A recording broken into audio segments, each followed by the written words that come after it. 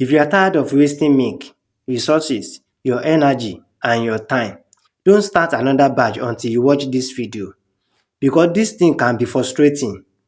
You follow the process carefully, you measure everything and at the end of the day, your yogurt still does not form. Sometimes it becomes watery, sometimes it separates, sometimes it look like it want to form but never get there and then you are forced to throw everything away. That is not just milk you are wasting, that is your money, your time, your effort, your energy and at some point you start blaming yourself. You start thinking maybe this business is not for you, maybe you are not good enough to get it right. But lis ten to me carefully, it is not you, you are not the problem.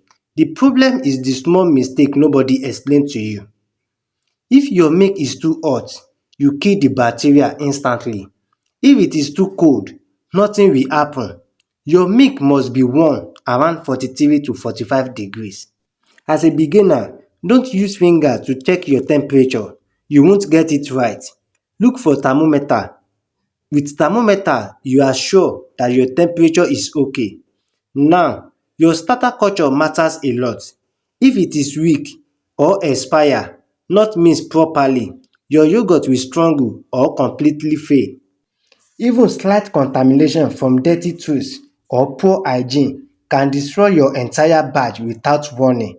So when your yogurt fails, it is not bad luck, it is a process issue and it can be fixed. You are closer than you think, closer than that last failed batch, closer than your last mistake. Every time your yogurt fail, it is trying to teach you something. It is telling you, check your temperature, check your starter, check your process. Failure is not the end, it is the feedback. The people you see getting it right today, they did not get it perfect from the beginning. They failed, adjusted, learned and kept going. But if you quit now, all the milk you wasted, all the effort, all the time, it becomes a complete loss. But if you stay consis ten t, if you keep correcting your mistake one by one, you won't just get it right, you will master it.